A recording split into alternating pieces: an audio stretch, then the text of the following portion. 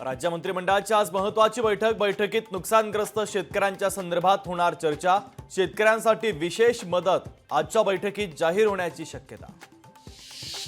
सांगलीच्या खानापूर विटा मतदारसंघातून श्रीकांत शिंदेंनी सुहास बाबरांच्या प्रचाराची हंडी फोडली। भाजपचे गोपीचंद पडळकर विटा खानापूरमधून दावेदार। महायुतीमध्ये वादाची ठिणगी पडण्याची शक्यता। रायगडमध्ये मुंबई ते गोवा महामार्गावर मोठी वाहतूक कोंडी, तर वाहतूक कोंडीमुळे वाहनांच्या लांबच लांब रांगा। कोकणाकडे जाणारे चाकरमानी वाहतूक कोंडीत अडकले। मुंबईत मध्य रेल्वे प्रशासनाच्या वतीने 18 होर्डिंग्सवर कारवाई, तर 4 होर्डिंग्स हटवले, तर 14 होर्डिंगची उंची कमी केल्याची माहिती।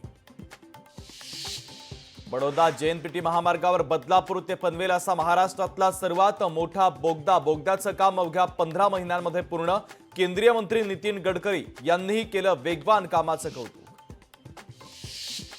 नाफेड आणि एनसीसीएफच्या हस्तक्षेपामुळे राज्यात कांद्याच्या दरात घसरण सुरू। कांद्याच्या दरात क्विंटल मागे 200 ते 300 रुपयांची मोठी घसरण। छत्रपती संभाजीनगरच्या पैठण तालुक्यात मुसळधार पाऊस। जोरदार पावसानं पैठणमधील शेती पिकांचं मोठं नुकसान। पावसामुळे झालेल्या नुकसानीची शेतकऱ्यांना सरसकट नुकसान भरपाई मिळाली पाहिजे, मनोज जरांगे पाटील यांची सरकारकडे मागणी।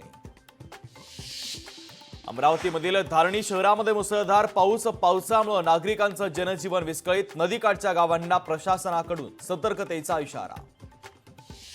छत्रपती संभाजीनगरमध्ये पावसामुळे मका पीक उद्ध्वस्त। वैजापूर तालुक्यातील मांडकी गावात पावसाचा हाहाकार। पीक उद्ध्वस्त झाल्यानं शेतकऱ्याच्या डोळ्यात पाणी। चीनी संसाधनांवर कमीत कमी अवलंबून राहण्याचं संरक्षण मंत्रालयाचं धोरण। ड्रोनसाठी लागणाऱ्या चीनी बनावटीच्या उपकरणातून डेटा ट्रान्सफर होण्याची भीती। पंतप्रधान नरेंद्र मोदींनी घेतली सिंगापूरच्या पंतप्रधानांची भेट। भेटीत महत्त्वाच्या मुद्द्यांवर दोन्ही नेत्यांमध्ये झाली चर्चा। अनिल देशमुख यांच्यावर सीबीआयकडून आणखीन एक गुन्हा दाखल। जनतेचा कौल बघून फडणवीसांच्या पायाखालची वाळू सरकली। सीबीआयकडून गुन्हा दाखल झाल्यानं देशमुखांची फडणवीसांवर टीका। पुतळे उभारण्यापेक्षा किल्ल्यांचं संवर्धन करा। मालवण दुर्घटनेनंतर जनतेतून नवी मागणी। शिवरायांच्या किल्ल्यांची संवर्धन मोहीम हाती घेण्याची मागणी। अमरावतीच्या जवाहर गेट परिसरातील सराफ दुकानामध्ये दरोडा। बंदुकीचा धाक दाखवत चोरट्यांनी लुटली 25 किलो चांदी।